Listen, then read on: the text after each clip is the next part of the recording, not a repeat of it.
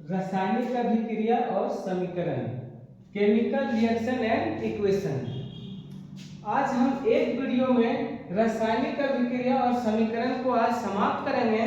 ये 10th class में ये मैक्सिमम 3 नंबर में ये परीक्षा में पूछे जाते हैं और एनी कॉम्पिटिटिव एग्जाम में ये भी 1 नंबर का क्वेश्चन आता है, इसलिए आप लोग बढ़िया से इसको देखेंगे। सबसे आते हैं, वीडियो को शुरू करते हैं। सबसे पहले देखेंगे रासायनिक अभिक्रिया क्या है।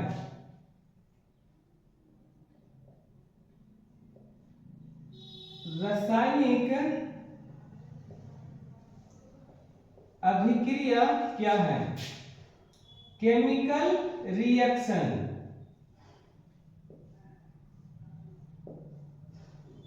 केमिकल रिएक्शन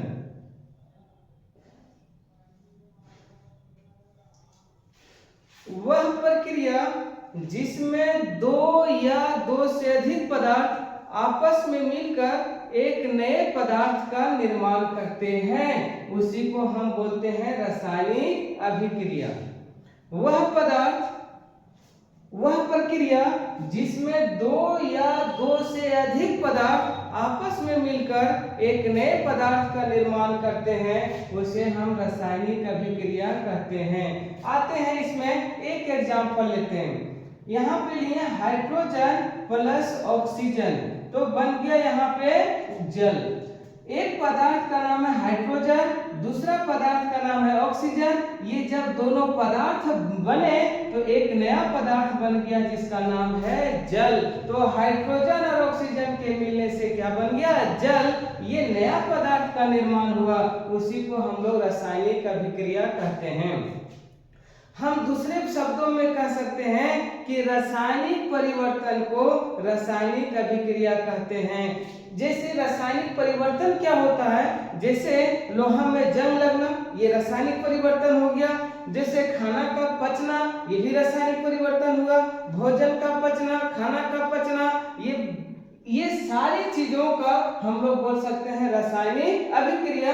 इसको अब हम लोग लिखते हैं कैसे, परीक्षा में किस तरह से लिखा जाता है, आप लोग को भी कॉपी में नोट करते हुए जाना है और आपको अपने भाषा में कोई भी चीजों को अपने भाषा में आप लोग समझने का प्रयास करेंगे। यदि आप रटते हैं तो ये ज्यादा समय तक आपको लर्न नहीं हो पाएगा, इसलिए आप अपने भाषा समझ कर ये इसको लर्न करने का काम करें। आते हैं, रासायनिक अभिक्रिया क्या है? वह प्रक्रिया जिसमें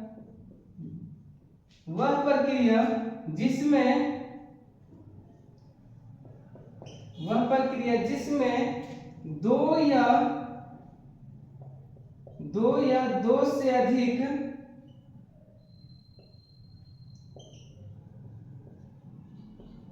या दो से अधिक पदार्थ आपस में मिलकर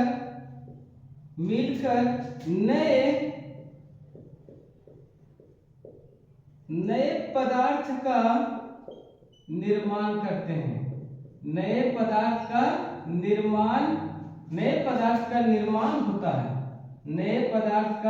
निर्माण होता है, उसे रासायनिक अभिक्रिया कहते हैं। जैसे हाइड्रोजन प्लस ऑक्सीजन, एक पदार्थ का नाम हो गया हाइड्रोजन, दूसरा पदार्थ का नाम हो गया ऑक्सीजन। जब ये दोनों मिला तो बन गया वाटर, यानी जल का निर्माण हुआ। तो हम लोग कह सकते हैं कि वह प्रक्रिया जिससे दो या दो से अधिक पदार्थ आपस में मिलकर नया पदार्थ बन गया, उसे हम रासायनिक अभिक्रिया कहते हैं। दूसरा example, Mg plus O2, MgO। Magnesium के साथ ऑक्सीजन एक पदार्थ का नाम हो गया मैग्नीशियम, दूसरा पदार्थ का नाम हो गया ऑक्सीजन। ये दोनों पदार्थ आपस में जब मिला तो एक नया पदार्थ, इसके अंदर एक नया गुणधर्म वाला पदार्थ बन गया, वो है मैग्नीशियम ऑक्साइड। दूसरे हम दूसरे शब्दों में कह सकते हैं कि रासायनिक परिवर्तन को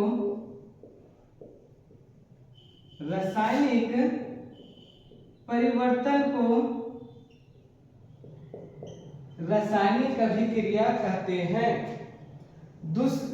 रासायनिक परिवर्तन को रासायनिक अभिक्रिया कह सकते हैं। हमारे आसपास कई चीजों का परिवर्तन होता है, जैसे लोहा में जंग लगना,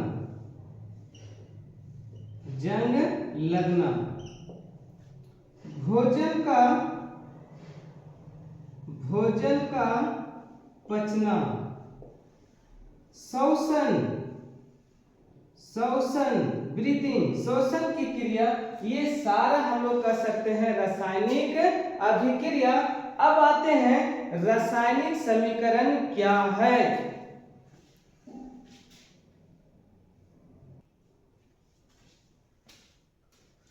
रासायनिक समीकरण, अब देखते हैं रासायनिक समीकरण क्या है। रासायनिक समीकरण केमिकल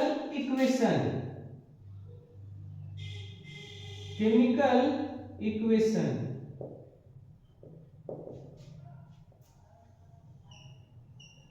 जब किसी रासायनिक अभिक्रिया को संकेतों या सूत्रों के माध्यम से लिखा जाता है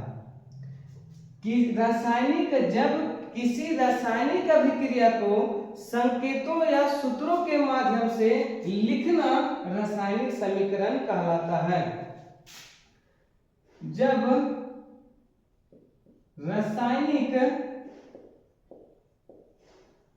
रासायनिक अभिक्रिया को संकेतों या सूत्रों के द्वारा लिखना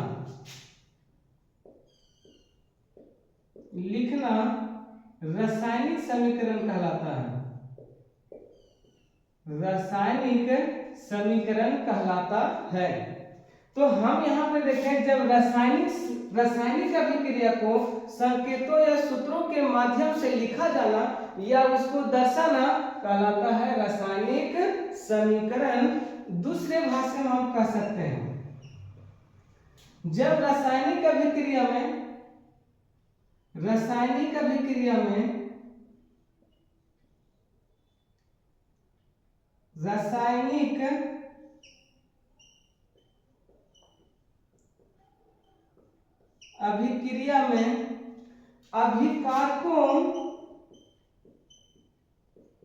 अभिकारकों एवं उत्पादों के जगह पर रासायनिक अभिक्रिया में अभिकारकों एवं उत्पादों के जगह पर संकेत या सूत्र का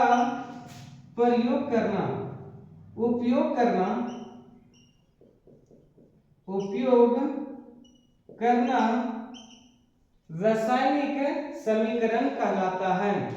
हम लोग यहाँ पे देखें कि रासायनिक समीकरण क्या है।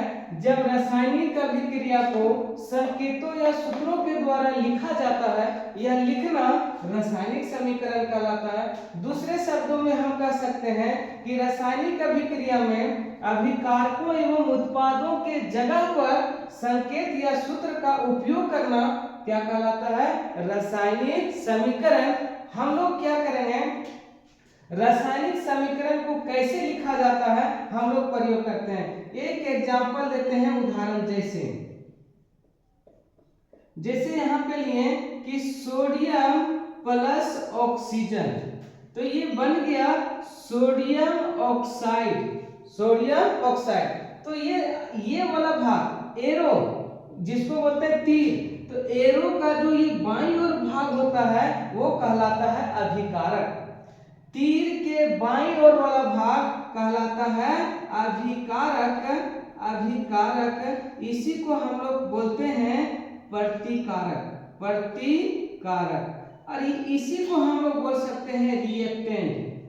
क्या बोल सकते हैं, रिएक्टेंट। और ये वाला भाग तीर के बाईं ओर वाला भाग जिसको LHS बोलते हैं, LHS वाला भाग कहलाता है अभिकारक। और ये तीर के दाईं ओर वाला भाग कहलाता है उत्पाद, उत्पाद जिसको बोलते हैं प्रतिकारक। ये प्रतिकारक हो गया, ये है प्रतिफल, प्रतिफल जिसको बोलते हैं प्रोडक्ट। क्या बोलते हैं, प्रोडक्ट। तो हम लोग यहाँ पे देखें कि ये तीर के बाईं ओर ये वाला पूरा भाग ये कहलाता है अभिकारक, और ये तीर के दाईं ओर वाला भाग कहलाता है उत्पाद। हम लोग देखेंगे कि अभिकारक क्या है, व्हाट इज रिएक्टेंट, अभिकारक किसे कहते हैं।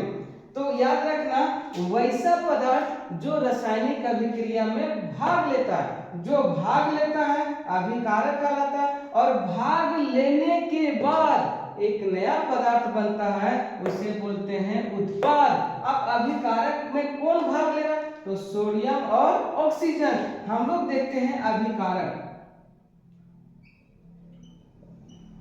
अभिकारक रिएक्टेंट जो रासायनिक अभिक्रिया में भाग लेता है, वैसा पदार्थ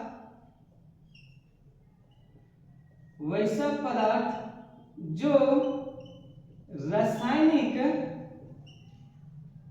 रासायनिक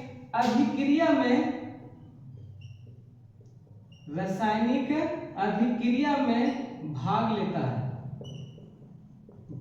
लेता है, उसे हम लोग क्या बोलते हैं, उसे बोलेंगे अभिकारक। वैसा पदार्थ जो रासायनिक अभिक्रिया में भाग लेता है। आप बताओ, भाग ले रहा है सोडियम प्लस ऑक्सीजन, तो यहाँ पे जैसे में हम लोग कह सकते हैं, जैसे सोडियम प्लस ऑक्सीजन, ये दोनों पदार्थ ये कहलाता है अभिकारक। जैसे मैग्नीशियम प्लस ऑक्सीजन ये भी कहलाएगा अभिकारक। जो रासायनिक अभिक्रिया में भाग लेता है उसे हम लोग बोलते हैं अभिकारक, और जो रासायनिक अभिक्रिया में भाग लेने के बाद नए गुणधर्म वाले पदार्थ का निर्माण करता है उसे बोलते हैं उत्पाद। अब हम लोग देखेंगे उत्पाद क्या है।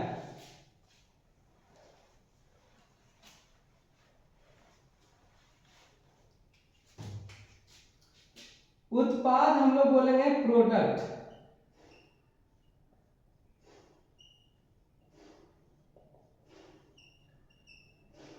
वैसा पदार्थ जो रासायनिक अभिक्रिया में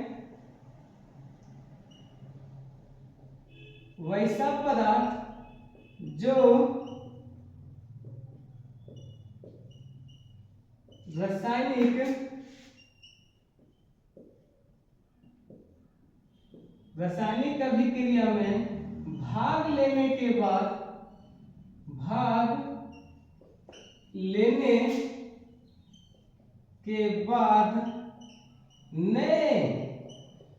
नए पदार्थ का निर्माण करता है, उसे बोलेंगे उत्पाद। उसे क्या बोलेंगे, उत्पाद। जैसे एग्जांपल हम लोग लिए थे कि H+O2 तो ये बन गया H2O।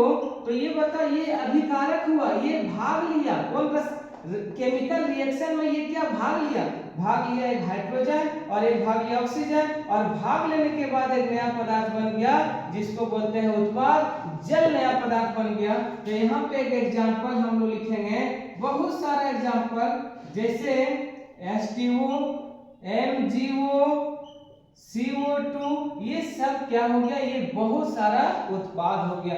अभी हम लोग पढ़े रासायनिक अभिक्रिया क्या है। रासायनिक अभिक्रिया के बाद हम लोग पढ़े, उसके बाद हम लोग पढ़े रासायनिक समीकरण। तो एक बार फिर हमने पुनः रिपीट करते हैं कि वैसा वह प्रक्रिया जिसमें दो या दो से अधिक पदार्थ आपस में मिल जाते हैं, एक नए पदार्थ का निर्माण करते हैं, उसी को रासायनिक अभिक्रिया, दूसरे भाषा में हम कह सकते हैं, दूसरे शब्दों में हम कह सकते हैं कि जो रासायनिक परिवर्तन, जो परिवर्तन होता है उसे रासायनिक अभिक्रिया भी कह सकते हैं। उसके बाद हम लोग बोले कि रासायनिक समीकरण क्या है, और रासायनिक समीकरण को पहचानना बहुत जरूरी है। उसी के बाद हम लोग पढ़ेंगे बैलेंस करने का तरीका देखेंगे। तो अब हम लोग शुरुआत करते हैं, समीकरण कितने प्रकार के होते हैं? तो संतुलित समीकरण और या संतुलित समीकरण।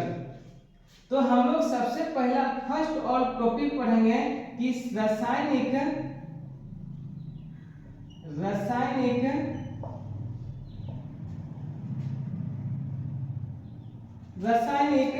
समीकरण या संतुलित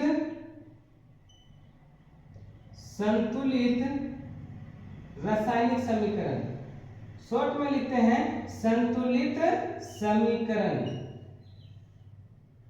बैलेंस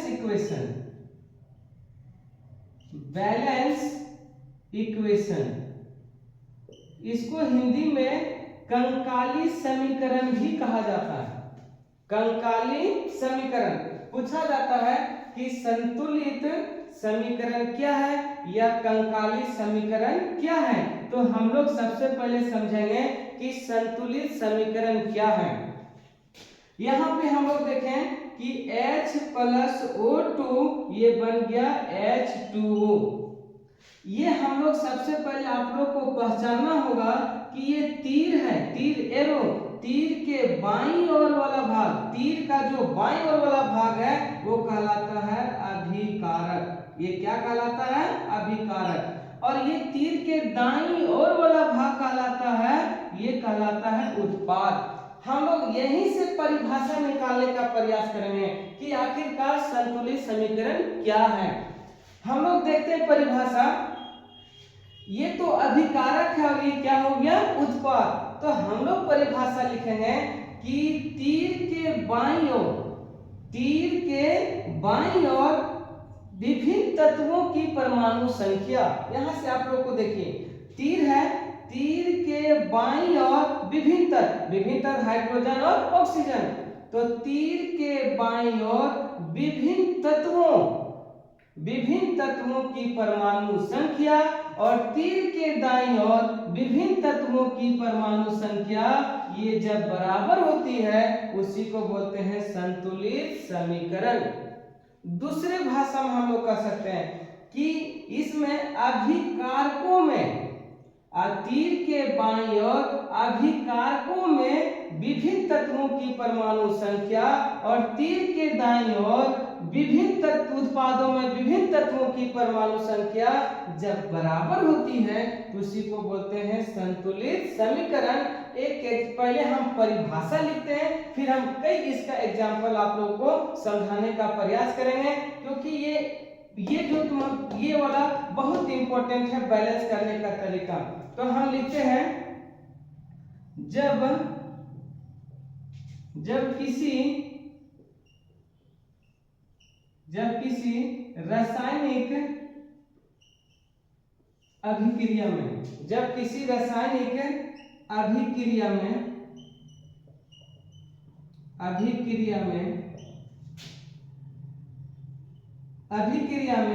तीर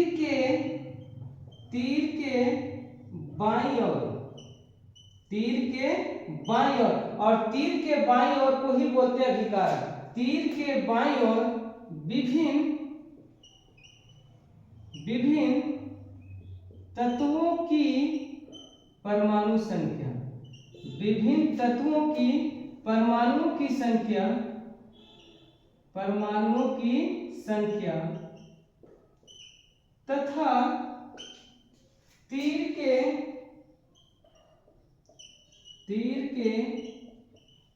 दाईं ओर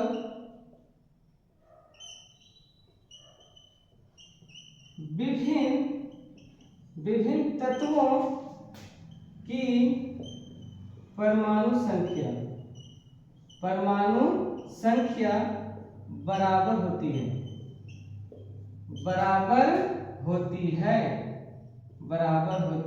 है उसे जिसे हम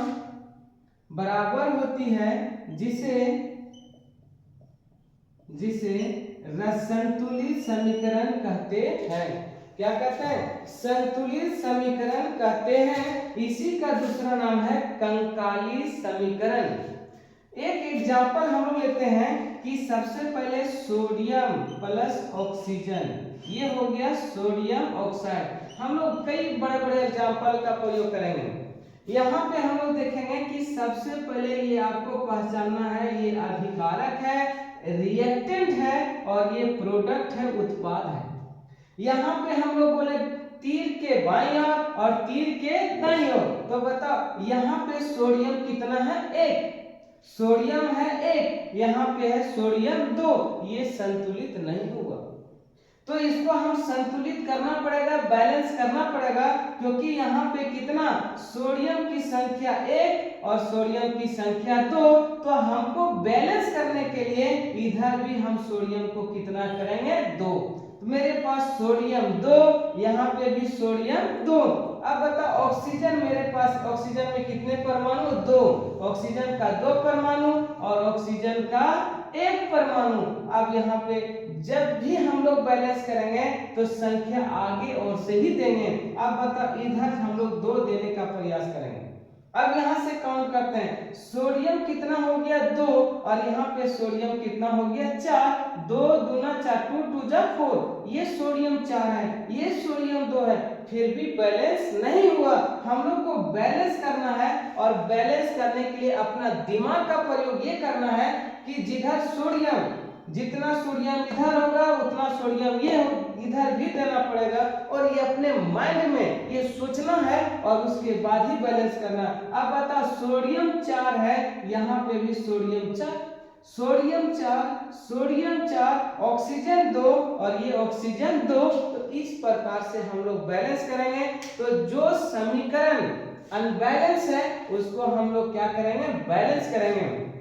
अब सवाल आता है कि समीकरण को संतुलित क्यों किया जाता है? 1-2 नंबर का प्रश्न है। इसमें संतुलित समीकरण को संतुलित क्यों किया जाता है? तो आंसर लिखेंगे, द्रव्यमान संरक्षण के नियम को पालन करने के लिए समीकरण को संतुलित किया जाता है। अभी इस बैलेंस करने के लिए हम लोग कई तरह का क्वेश्चन, कई प्रकार का मेथड भी पढ़ेंगे और कई क्वेश्चन को हम सॉल्व करेंगे इस वीडियो के माध्यम से। ये आज चैप्टर आप लोगों को पूरा कंप्लीट करा देंगे, क्योंकि ये अब से ये साइंस आप लोगों को बोझ नहीं बनेगा, क्योंकि ये सारे सवालों को अपने अंदर यानी छोटे छोटे चीजों के रूप में आपको याद करना है और अपने लैंग्वेज का प्रयोग करना है। पहला प्रश्न है कि समीकरण को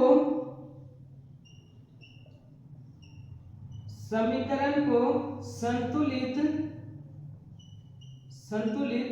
क्यों किया जाता है? तो हम लोग यहाँ पे आंसर लिखेंगे, द्रव्यमान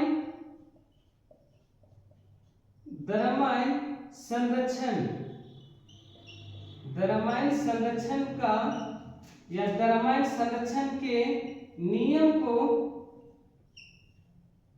को पालन करने के लिए समीकरण को समीकरण को संतुलित किया जाता है। संतुलित किया जाता है। अभी बताओ, हम लोग ये 9 में पढ़े थे रासायनिक अभिक्रिया।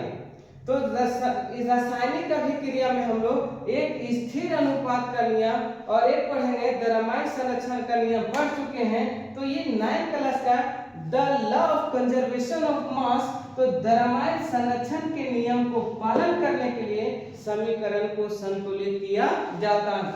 आप लोगों को ये हम होमवर्क दे रहे हैं कि ये काम आप लोगों को क्या करना है कि जहां संतुलित समीकरण है वहां आपको ये लिखना है। आज संतुलित समीकरण आपको लिख के लाना है। इसमें क्या करना है देख लो।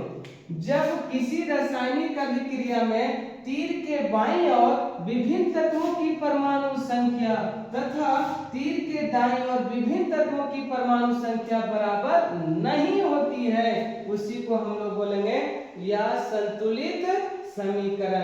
तो आप लोगों का काम है या संतुलित समीकरण क्या है, हम लोग कल के क्लास में देखेंगे कि कैसे समीकरण को बैलेंस किया जाता है। बैलेंस करने के लिए उसके बाद हम लोग पढ़ेंगे रासायनिक समीकरण का प्रकार। हम लोग कई प्रकार के पढ़ेंगे। पहला पढ़ेंगे रासायनिक, हम लोग कई प्रकार का पढ़ेंगे। पहला है संयोजन अभिक्रिया, दूसरा वियोजन अभिक्रिया, संयोजन अभिक्रिया को कॉम्बिनेशन रिएक्शन, दूसरा है डिकम्पोजिशन रिएक्शन, विस्थापन डिस्प्लेसमेंट रिएक्शन, द्विविस्थापन डबल डिस्प्लेसमेंट रिएक्शन, उपचयन अपचयन ऑक्सीडेशन एंड रिडक्शन और रिडॉक्स रिएक्शन। हम लोग रिएक्शन देखेंगे। उसके बाद हम लोग रिएक्शन के बाद एक दिन और लेंगे, ये चैप्टर तुम्हारा समाप्त हो जाएगा। आज क्लास यहीं पे समाप्त करते हैं।